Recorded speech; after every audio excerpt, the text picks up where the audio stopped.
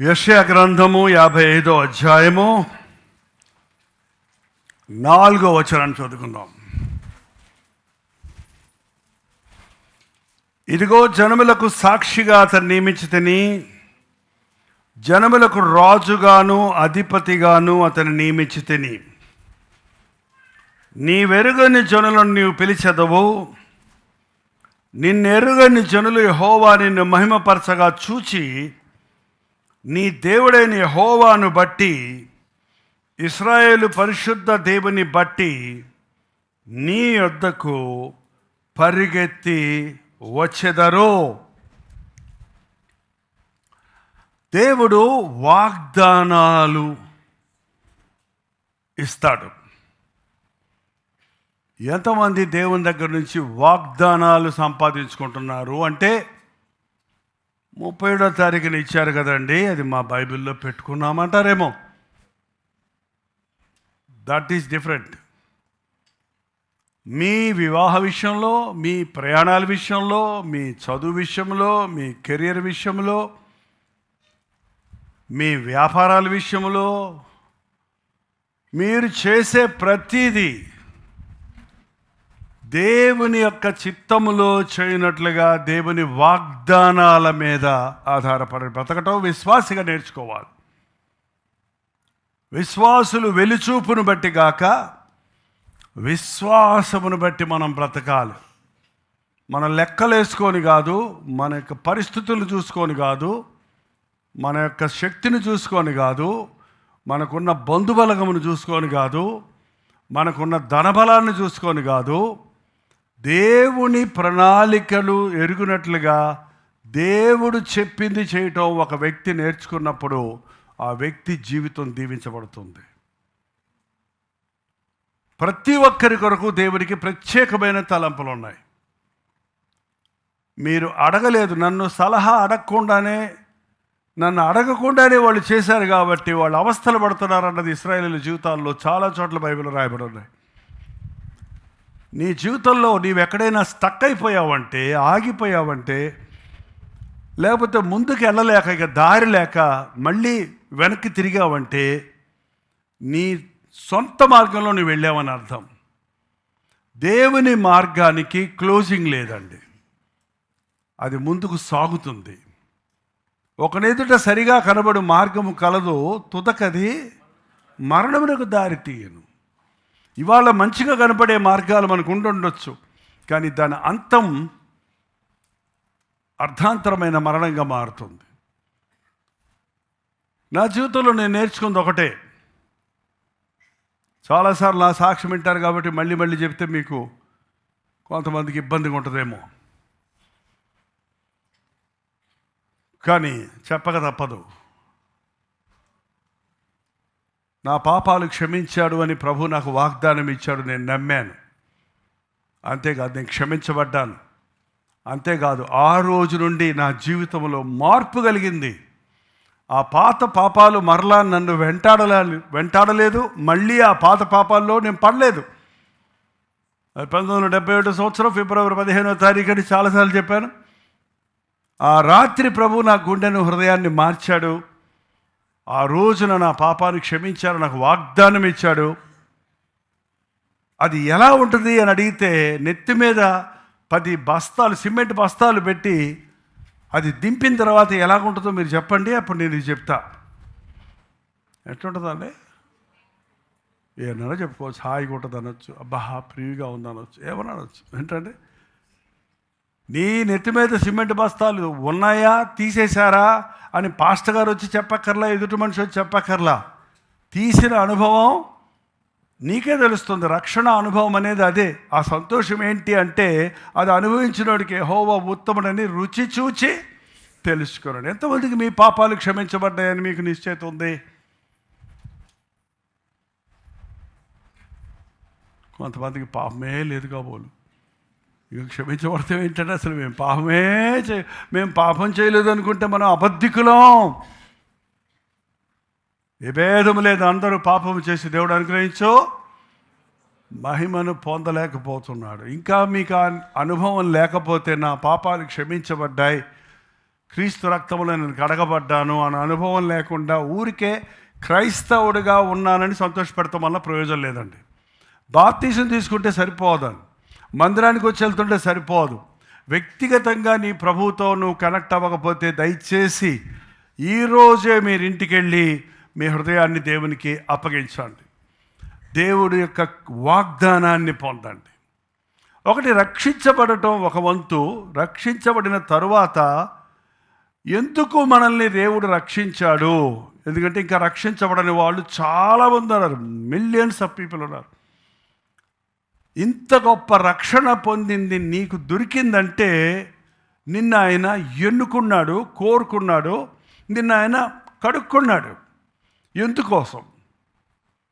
నువ్వు కొనుక్కుంటావు ఒక వస్తువుని షాపింగ్కి వెళ్ళి, ఎందుకోసం? వాడుకోవటానికి. దేవుడు కూడా వాడుకోవటానికి కొనుక్కున్నాడు. మనం కొత్తగా సంసారం పెట్టేవాళ్ళు చూడండి, కొనుక్కుంటారు. అన్ని కుక్కర్లే కొనుక్కుంటారా? కుక్కర్ కొంటారు, దోశ ప్యాన్ కొంటారు, ఏంటంటే మిల్క్ కుక్కర్ కొంటారు.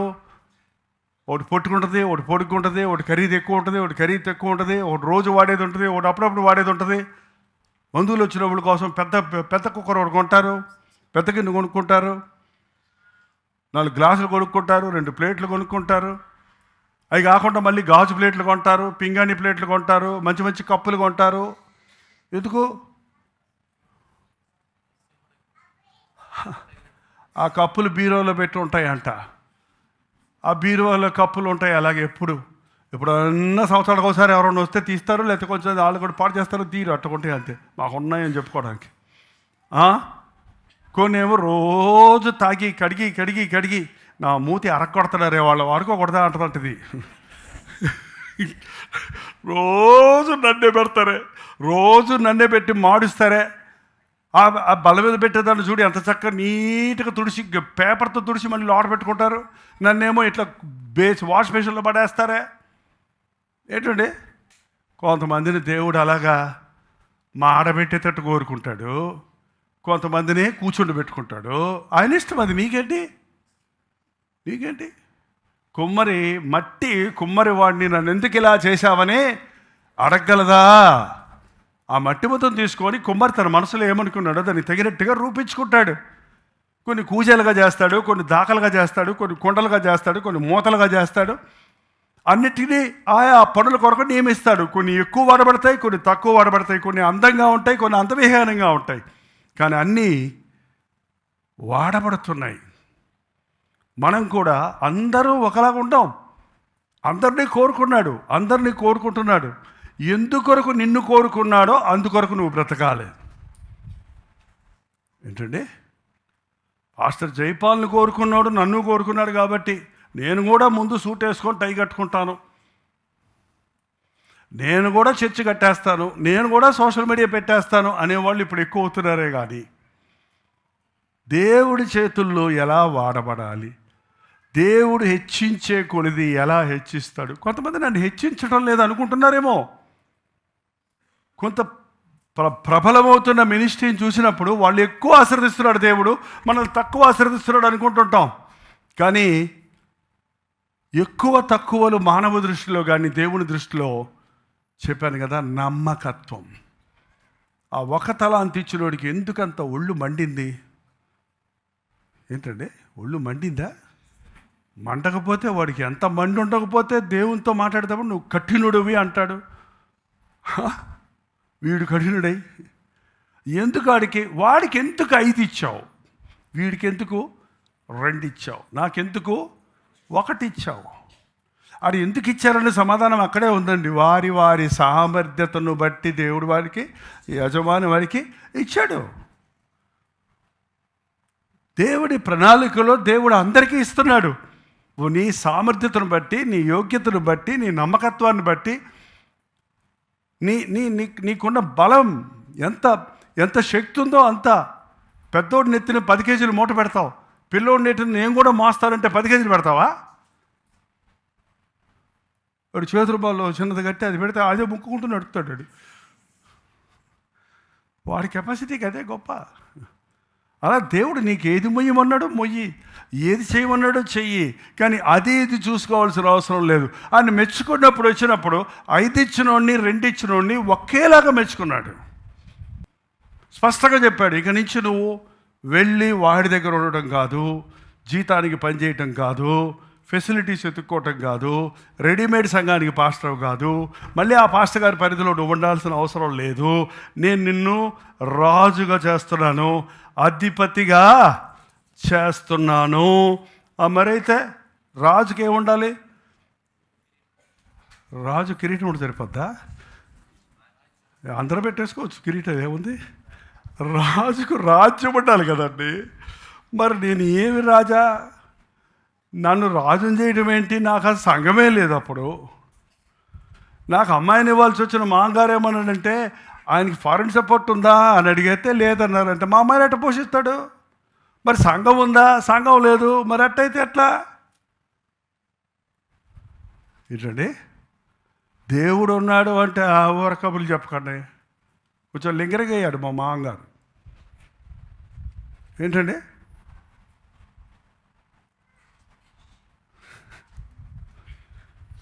మా నాన్నగారు సంబంధం తీసుకొచ్చారు. పెళ్లి చూపులు రారా రారా అంటే, వద్దు నాన్న అంటే రారా రారా. అబ్బా, నా అన్న గొడవ పడలేకపోతున్నాని తండ్రి మాటకు లోపడాలని వెళ్ళాను అంతే. కూర్చొని మనసులో ప్రార్థన చేసుకుంటే ఉన్నా, ప్రభా నీ చిత్తమే నీ చిత్తమే నీ చిత్తమే అనుకుంటా ఉన్నాను అంతే. వాళ్ళు ఎంతసేపు కూర్చున్నారు, కాఫీలు ఇచ్చారు, తింటున్నారు. అమ్మాయిని తీసుకురండి అంటున్నాడు మా నాన్న, తీసుకురావట్లా. లోపల కొసకొసలు ఆడుకుంటున్నారు. ఇంకా ఉండలేక తీసుకురండి అంటే ఒక ఆయన, అది కాదండి, మేము మీ ఇంజనీర్ గారు అబ్బాయి అంటే మీకు ఇంకొక అబ్బాయి ఉన్నాడు కదా లెక్చరరు, ఆ అబ్బాయి అనుకున్నామండి, సేవకులకైతే మేము అండి. ఇది చెప్పడానికి ఎంతసేపా? వీడి కాలు గోటికి పనికిరాడు ఆడు అని ఒక తలుదండి లేరా అన్నాడు. హల్లెలూయా స్తుతి మహిమ.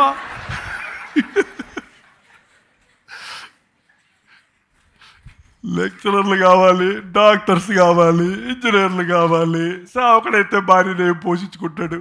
ఇప్పటికీ అదే గొడవండి. సేవకురా అంటే నా భార్య ఒప్పుకోదు, సేవకురాడంటే మా అమ్మ నాన్న బతుకు పాడైపోతురా.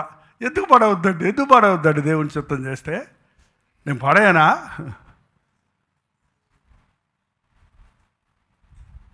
దేవుడు క్లియర్గా ఇచ్చిన వాగ్దానం. రాజ్యం లేదు ప్రభా, ఏం చేయమంటావు? ఇల్లు లేదు, చర్చి లేదు, కాంగ్రిగేషన్ లేదు. చెన్నై కాంగ్రిగేషన్ అంతా నేను సంపాదించిన ఆత్మలంది సహవాసానికి అప్పచెప్పిపోయాను. నేను ఎవరిని మోసుకెళ్ళి మళ్ళీ వాళ్ళని తీసుకెళ్ళి వేరే సంఘం పెడతాను, నా పద్ధతి కాదు అసలు. ఇప్పటికీ అది కాదు. ఒకటే మాట చెప్పాడు, తర్వాత వచ్చిన చదవమన్నాడు దేవుడు. నీ వెరుగని జనులు నీవు పిలిచెదవు, నిన్నెరుగని జనులు యెహోవా నిన్ను మహిమపరచడం చూచి నీ దేవుడైన యెహోవాను బట్టి, ఇశ్రాయేలు పరిశుద్ధ దేవుని బట్టి నీ యొద్దకు పరిగెత్తుకొని వచ్చేదారు. ఈ రోజు వరకు అది నెరవేరుతుందండి. ఈ రోజు వరకు అది నెరవేరుతుంది. లిటరల్గా మీటింగులు పెట్టేటప్పటికీ ఆటోల్లో, సైకిల్లో, బస్సుల్లో, కార్లలో గుంపులు గుంపులు గుంపులు గుంపులు మీటింగ్ ఆవరణలో దిగుతుంటే అది చూస్తున్నప్పుడు నాకు అక్షరాల, అప్పటికి ఎన్ని సంవత్సరాలు, 30 సంవత్సరాల క్రితం దేవుడిచ్చిన వాగ్దానం అక్షరాల నెరవేరడం చూస్తున్నాను. ఇప్పటికీ చూస్తున్నాను. కాపురంలోనే చూశాను. చిన్న ఇంటిలో కూర్చొని, గుడిసెలు ఇది. నోబడి నోస్ అబౌట్ జైపాల్ అంటే ఎవ్వడికి తెలియదు అసలు. నేను తమిళనాడులో ఉన్నాం కదా. అప్పటికి ఇంకా 30 ఇయర్సే వయసు, నాకు 30 సంవత్సరాల వయసు అంతే. ఈ వాగ్దానం అట్లాగే ఆ గుడిసెకి రోజు వచ్చి తలుపు కొట్టేవారు. మా ఊరు రండి, యూత్ మీటింగ్ పెట్టండి, మా చర్చిలో యానివర్సరీ మీటింగ్లో వచ్చి ప్రసంగం చేయండి, మా సండే స్కూల్ టీచర్స్ మీటింగ్ పెట్టాం, మీ ప్రసంగాల్లో ఎక్కువ పిల్లల గురించి చెప్తున్నారు, మా టీచర్స్కి మీరు మీటింగ్ పెట్టండి అని మొత్తం ఎన్ని ఇన్విటేషన్స్ అంటే అన్ని డినామినేషన్లో ఇన్వైట్ చేసేవారు.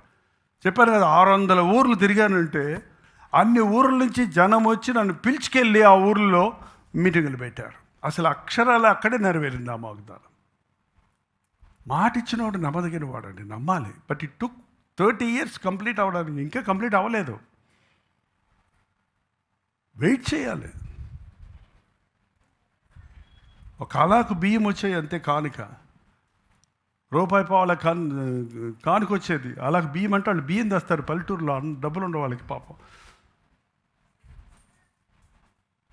ఆ రూపాయి పావులతో ఆ 25 రూపాయలు అద్దె కట్టుకొని నెలకి అక్కడ జరిగిన సేవ ఈ రోజున ఇంత స్థితికి వచ్చిందంటే మాట ఇచ్చిన వాడు నమ్మదగిన వాడు.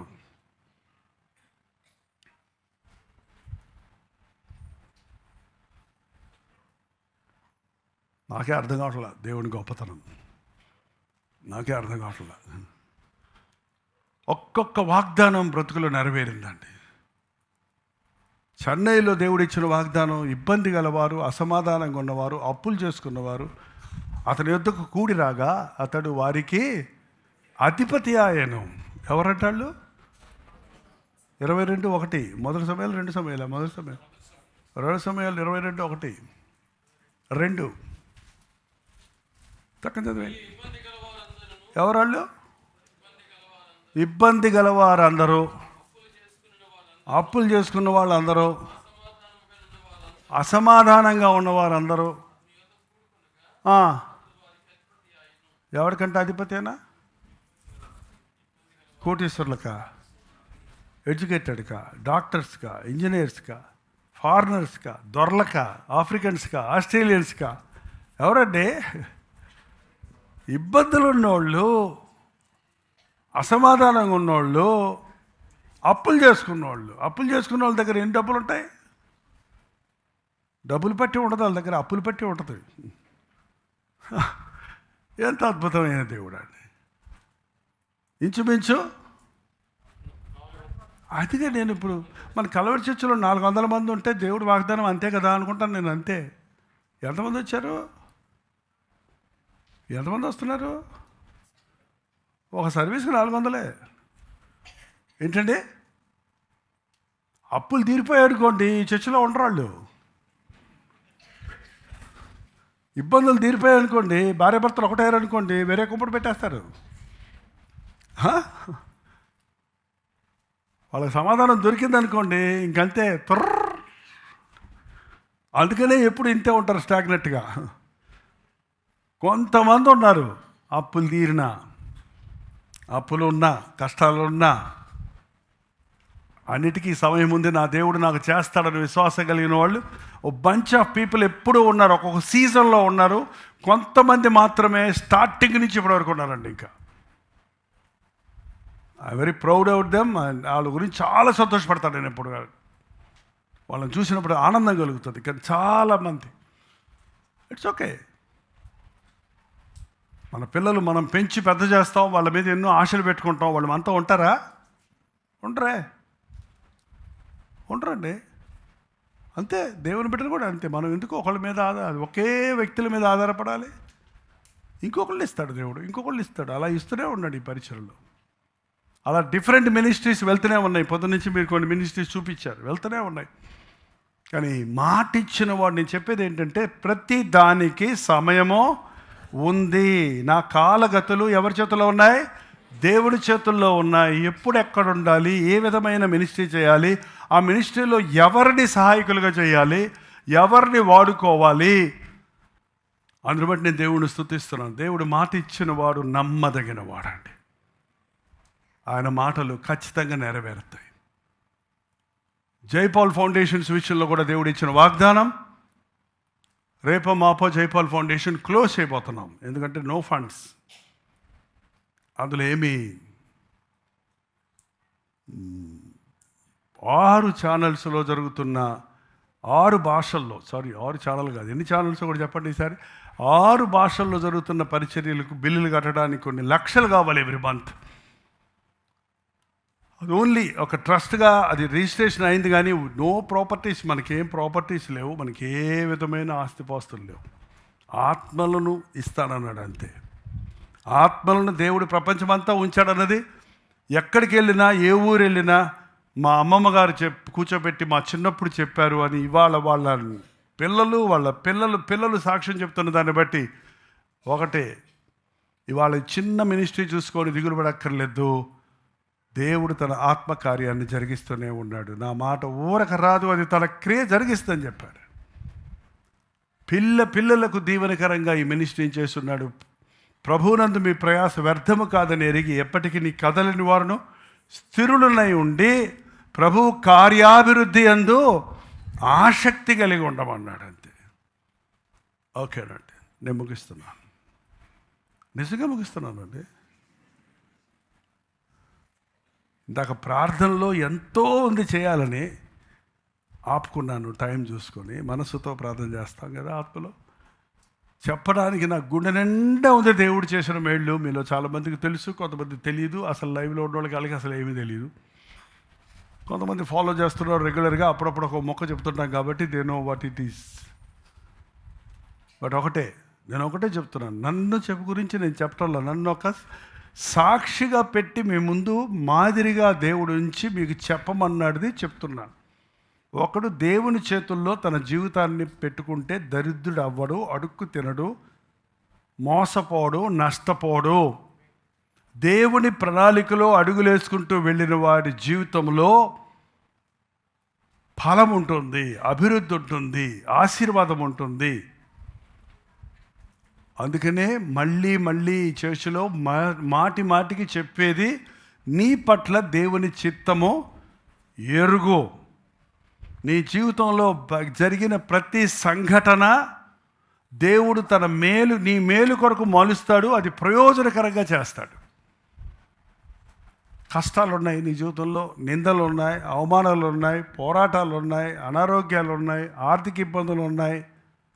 ఇప్పుడు నేను ఎలా కనపడుతున్నా మీకు తెలియదు, కానీ ఈ 41 సంవత్సరాల మినిస్ట్రీలో ఎదుర్కొని పోరాటం అంటూ ఒకటి లేదు. అన్ని పోరాటాలు ఉన్నాయి. యాక్సిడెంట్లు అయినాయి, రోగాలు వచ్చాయి, సర్జరీలు జరిగాయి, కుటుంబంతో పోరాటాలు వచ్చాయి, బిడ్డలతో పోరాటం వచ్చింది. అన్నిట్లో కూడా దేవుడు తన ప్రణాళికలో మలుచుకొని, ఇప్పుడు నా పిల్లలు చెప్తారు, డాడీ మీ దగ్గర ఉన్నప్పుడు మీరు మమ్మల్ని పని చేయించుకున్నారు అనుకున్నాం మేము. మా డాడీ ఎక్కడికి వెళ్ళినాకుండా మా చేత పనులు చేయిస్తున్నాడు అంతే. మా కనీసం అన్నదన్నామని కూడా అడగరు. మీటింగ్కి వెళ్ళినప్పుడు అంతే కదా, మీతో పాటు మోసేవాళ్ళు కదా అందరూ. కానీ ఇప్పుడు ఏంటున్నారు, ఇప్పుడు మాకు తెలుస్తుంది ఆ రోజు మేము పని చేశాం కాబట్టి, ఆ రోజు మేము పొందిన అనుభవాలు ఈరోజు మేము నిలబడి పని సేవ చేయడానికి మాకు సహాయపడుతున్నాయి.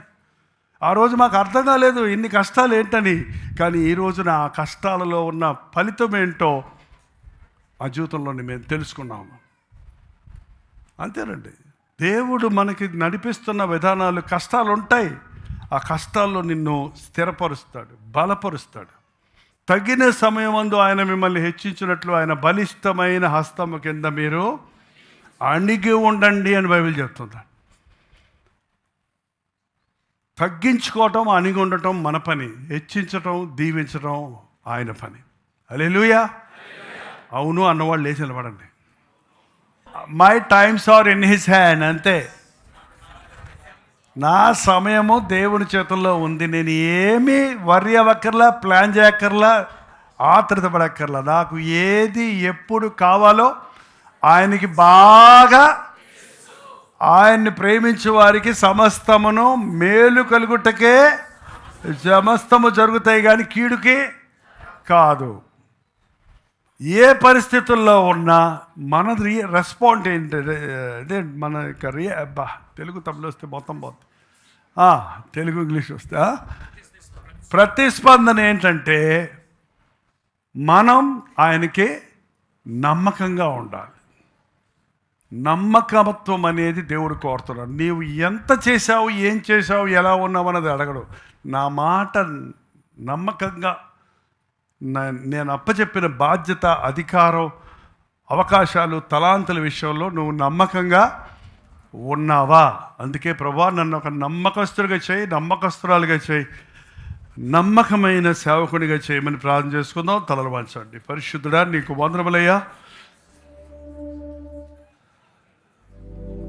మాకెన్నో మేలు చేస్తున్నావయ్యా. రక్షించబాటి నుండి మా జీవితంలో జరిగే ప్రతిదీ నీ ప్రణాళికలోనే జరుగుతుందని, అది కీడైనా మేలైనా, అది జయమైనా అది ఓటమైనా, దానిని మా మేలు కొరకు మలచగలిగిన దేవుడిగా ఉన్నామని నిన్ను పూర్తిగా నమ్మటానికి సహాయం చేయ్యా. నీ వాగ్దానాలు నమ్మటానికి సహాయం చేయ్యా. నమ్మదగిన దేవుడు నాకు ఉన్నాడన్నది మా హృదయాంతరేంద్రియాల్లో నాటుకోవడానికి సహాయం చేయ. అన్యాయస్తుడు కాదయ్యా, మమ్మల్ని మర్చిపోయేవాడు కానే కాదయ్యా, మమ్మల్ని విడిచిపెట్టేవాడు కాదు కదా. ఎంతమంది మనుషులు విడిచిపోయినా, ఎంతమంది మనుషులు మర్చిపోయినా,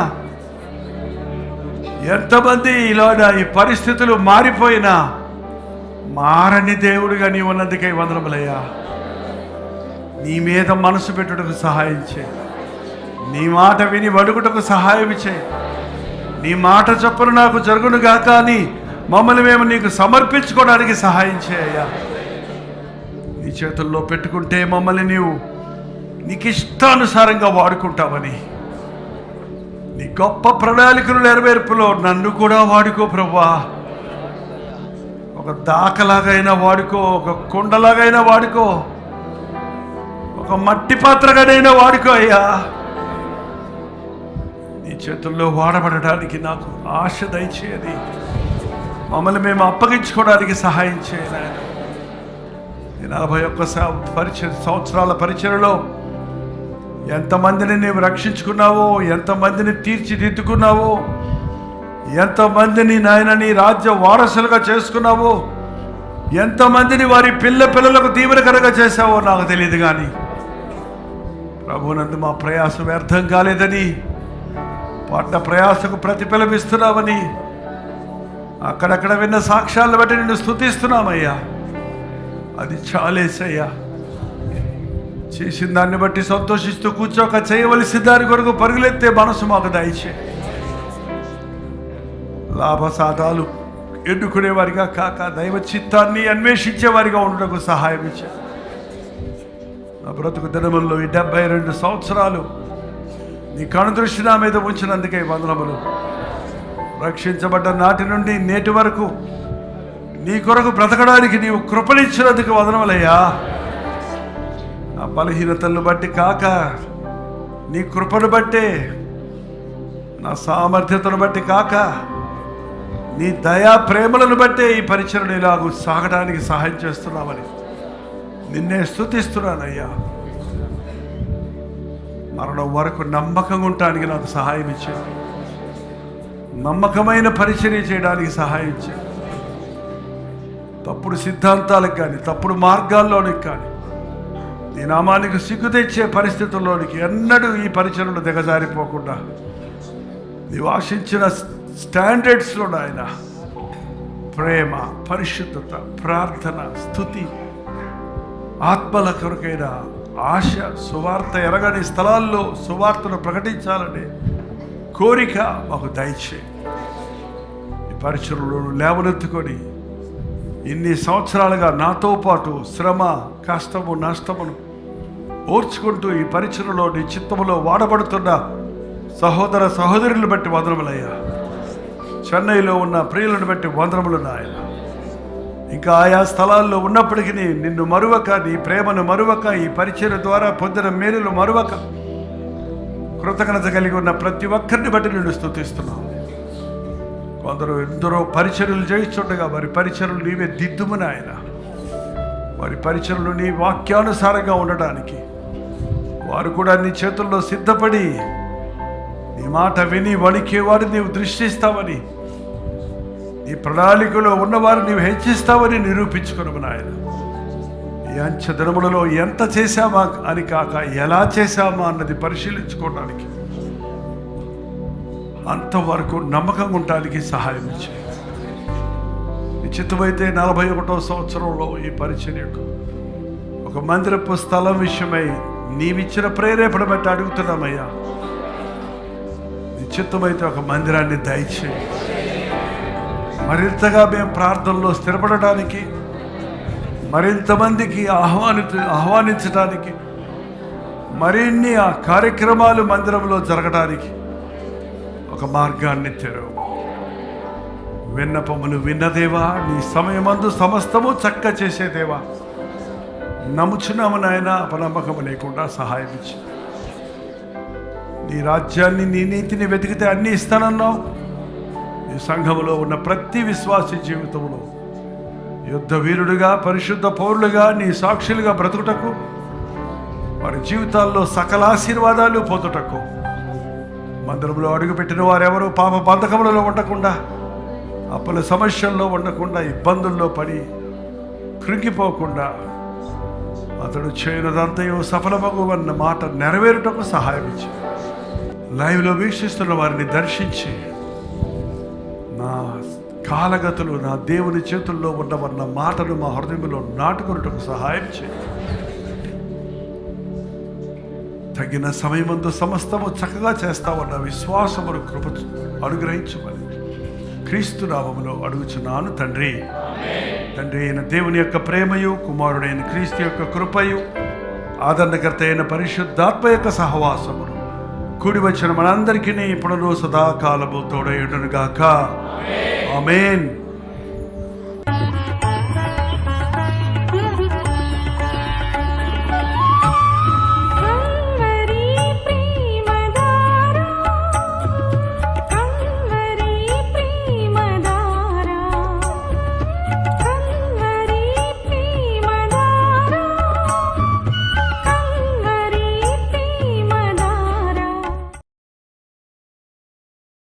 హల్లెలూయా.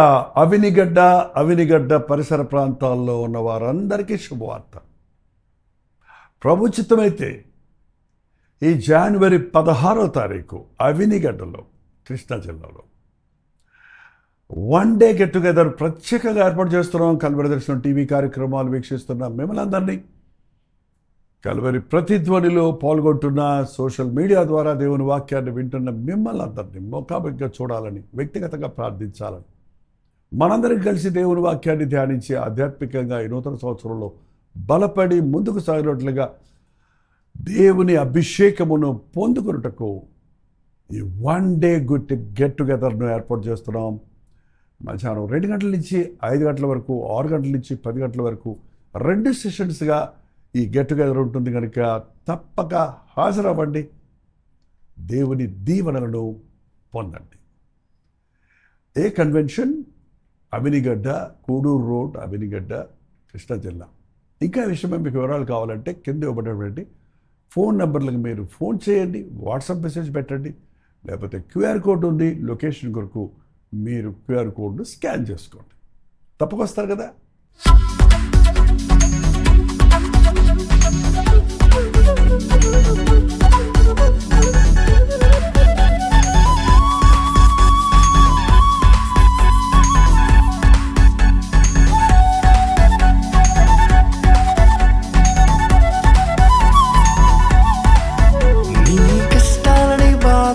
శ్రమలన్నీ తీర్చే అనాథుడు యేసే. నీ కష్టాలని, బాధలన్నీ, శ్రమలన్నీ తీర్చే అనాథుడు యేసే. ఆది నుండి ఉన్నవాడు ఆ దేవుడు, అద్భుతాలు చేసేవాడు నా యేసుడు. ఆది నుండి ఉన్నవాడు ఆ దేవుడు, అద్భుతాలు చేసేవాడు నా యేసుడు.